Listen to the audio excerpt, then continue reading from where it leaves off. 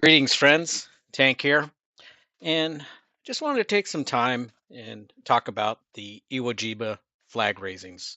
Now, we all know the depiction of the flag raising from pictures that we've always seen.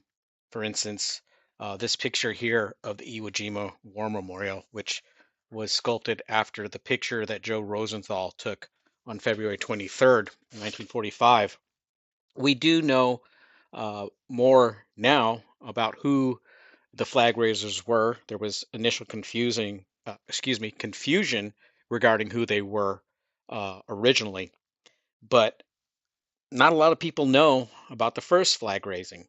So I'm actually going to talk a little bit about both flag raisings. So we know primarily a lot about this one. So I'm going to bring up this picture here. If you're not familiar with this picture, it's the picture that was taken of the first flag raising. It was on February 23rd, 1945, and it was taken by Lewis R. Lowry, a United States Marine Corps captain and photographer for Leatherneck magazine. Who were those first flag raisers? Well, I'm glad you asked, because I'm going to tell you.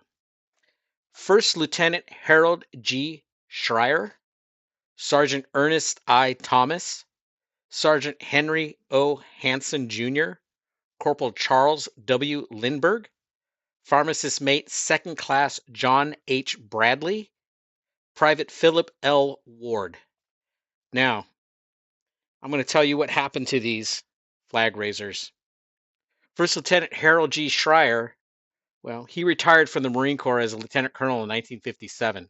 He served in the Korean War and is a recipient of the Navy Cross. He passed away on June 3rd, 1971 at the age of 54. Sergeant Ernest I. Thomas was killed in action on March 3rd, 1945, while using a radio and coordinating his troops fighting the enemy. Sergeant Henry O. Hanson, Jr. was killed in action on March 1, 1945, during the intense fighting on Iwo Jima. Corporal Charles W. Lindbergh sustained a bullet wound to his arm on March 1, 1945, and was medevac from the island. He became an electrician after the war, and he raised a family with his wife. He dedicated his life to raising awareness of the first flag raising until his passing at the age of 86 on June 26, 2007. Now, this next flag raiser, Pharmacist Second Class John H. Bradley, was only identified as a flag raiser on the first flag raising in 2016.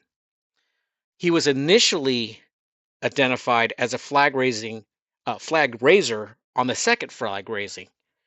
Private Harold Schultz was identified up until 2016 as a first flag raiser, but was actually in the second flag raising. His son, John Bradley's son, wrote the bestseller book Flags of Our Fathers in 2000. And I remember reading in that book that anytime anyone wanted to talk about the flag raising, especially around holidays when reporters would want to come to his house or maybe interview him over the phone, he would always have his son tell him, I went fishing. And I guess he never did go fishing, but he just didn't want to talk about it. And I guess I understand why, because he wasn't in that second flag raising. The last person to be mentioned here, Private Philip L. Ward, who was actually identified also in 2016 after investigations. Private Ward was another Marine mistaken to not have been in the first picture, but Ward passed away on December 28, 2005 at the age of 79 in McAllen, Texas. The Marine Corps amended this mistake after his death and recognized his part in this historic moment. So, Tank, why are we even talking about this flag raising and these flag raisers? Well, I'm glad you asked. The reason I am talking about it, because for the Marines on the ground at that time on Iwo Jima, this flag raising was the one that meant everything to them. At this time, when the flag went up, all the ships all around the island could see it. They started, you know, letting off their horns. Guys were cheering with their arms in the air. Some guys were shooting their weapons into the air. Not very safe, but hey, man, they were celebrating. The stars and stripes were on top of the highest part of this island on Mount Suribachi. Now, this was only 5 days into this battle. This battle would rage on and wouldn't be declared secure until March 26th. And just like the famous second flag raisers, half of these Marines became casualties. Within just over a week, two would be dead, Sergeant I. Thomas and Sergeant Henry O. Hansen. And Corporal Charles W. Lindbergh would suffer a bullet wound to his arm. They didn't become celebrities. They weren't cheered by hundreds upon thousands of Americans for what they did, but they were cheered on by their fellow Marines at that time. History would forget about them for a long time, and not much would be said about them. Out of all these flag raisers, the only one that was even celebrated was Pharmacist Mate Second Class John Bradley, but he wasn't being celebrated for this flag raising or for this picture. He was being celebrated and lifted up by the nation for the second flag raising, which he wasn't even a part of. Now, it's important about that second flag raising because unlike this flag raising that gave motivation and hope and encouragement to the Marines, sailors, and Coast Guardsmen that were there fighting at that time, the second flag raising gave motivation and hope to our nation. So here we are now, looking at the seventh war bond poster, the one that was made after the Joe Rosenthal picture of the second flag raising. This is the one that most people know about and are familiar with. It was plastered all over the newspapers. It, stamps have been made of this. This poster here was part of this war bond that motivated the nation to give to support the war effort. The money was so needed at this time, and the country got behind it. I'm confident that 99% of you out there looking at this are familiar with this image. This is the famous photograph that Joe Rosenthal took of the second flag raising on Iwo Jima, February 23rd, 1945, at approximately 10:20 a.m. Now, just in case you don't know, because of all the confusion that happened, I'm going to go over who were these flag raisers. First of all, we have Corporal Ira Hayes, Corporal Harold Schultz, Sergeant Michael Strank, PFC Frank Sousley, Corporal Harold Keller, Corporal Harlan Block. Now, if you don't know what happened to these Marines, I'm going to let you know. Corporal Ira Hayes, he went home and sold war bonds to keep the troops well equipped, Remember that I talked about that 7th War Bond? He was on that. But unfortunately, Corporal Hayes was plagued with PTSD after the war. He struggled with alcoholism. He had several run-ins with the law. Regarded as a celebrity uh, with disdain. It's a shame. At that time, there was a lot of prejudice, and with him being a Native American Indian, I'm sure that had a lot to do with it. He played himself in the 1949 movie with John Wayne. Unfortunately, he died to exposure and alcohol poisoning on the night of January 23, 1955, after getting into a drunken brawl at the age of 32.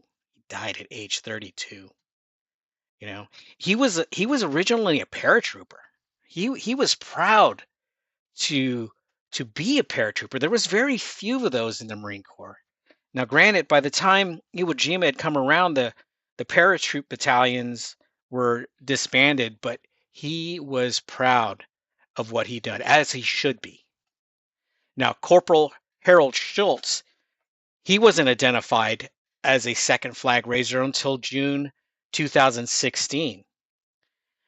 Corporal Schultz worked for the U.S. Postal Service until his retirement in 1981. Schultz never spoke much about the war until he told his stepdaughter, Desireen McDowell, before his death. In an interview with Time, she said she he told she told him he was a hero. He responded with, "No, not really. I was a Marine." He passed away on May 16, 1995. Sergeant Michael Strank was killed in action on March 1, 1945, by Japanese artillery while assaulting the northern part of Iwo Jima. Now, Michael Strank was known as a, a good Marine, a Marine's Marine, a guy that most of the guys liked and respected. Now, there was also PFC Frank Sousley. He was identified as a flag raiser in 2014. PFC Sousley was killed in action taking Kitano Point on Iwo Jima on March 21, 1995. The next flag raiser was Corporal Harold Keller, identified as a flag raiser in 2019. Keller never spoke about the war or the flag raising to his family or anyone else. Private historian Brent Westenmeyer, the Marine Corps, and the FBI revealed the truth in 2019. Here he was, uh, part of this amazing event that happened that brought the nation together, that gave him motivation. But to him, it didn't seem to mean much because he never talked about it. He was identified after he had died, and he never took credit for it. You know, it, I can't imagine what was going through his head on this. Obviously, he didn't want to talk about it for whatever reason there was. Now, the last one, Corporal Harlan Block. Corporal Block was killed in action leading an assault on Nishi Ridge on Iwo Jima on March 1, 1945. I have a small connection to Harlan Block in things of our lives that were similar. No, I'm not his height. I'm not that tall. I didn't grow up in Texas, but we were both raised in the Seventh-day Adventists church. We both attended private Seventh-day Adventist school, and both of us eventually got out of that school, not the same school, but we both left our private schools to go on and play football. And then we both enlisted in the Marine Corps. Now, Block, of course, he enlisted in the Marine Corps and went and fought in World War II. But also, a little bit of connection that I have is that his mother lived in my hometown when I was growing up. And I am honored to portray Corporal Harlan Block when my club, the Historical Unit of Southern California, reenacts that flag raising. Like that first flag raising, this flag raising the same day, 5 days into this horrible battle, half of the flag raisers were casualties.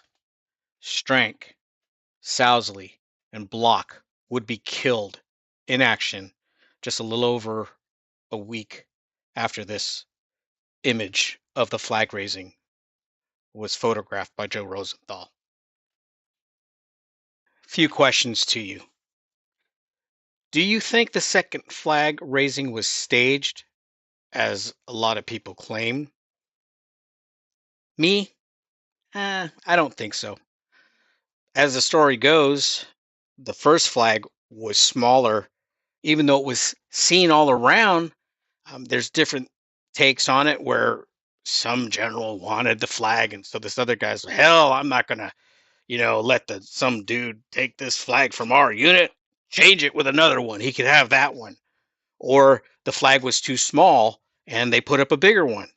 Well, the second flag was bigger. So I kind of tend to believe maybe that second story, and I don't think it was staged.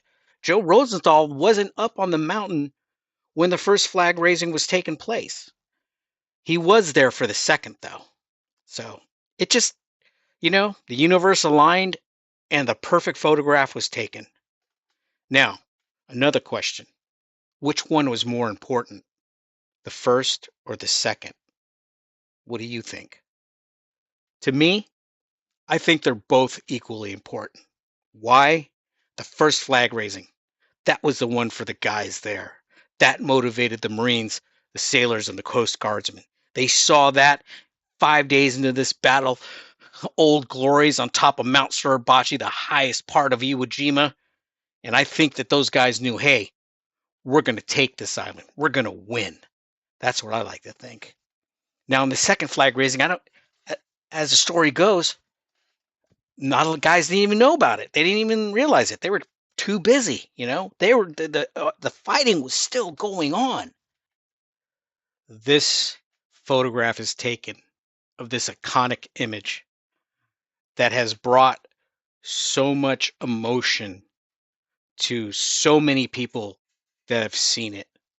It brings emotion to Marines to this day. This represents the Marine Corps. This represents the struggle and the victory of America's fight in World War II. Regardless whether you think one flag raising is more important than the other or was more significant of the other, or whether you think that the flag raisings were staged, this is what it comes down to.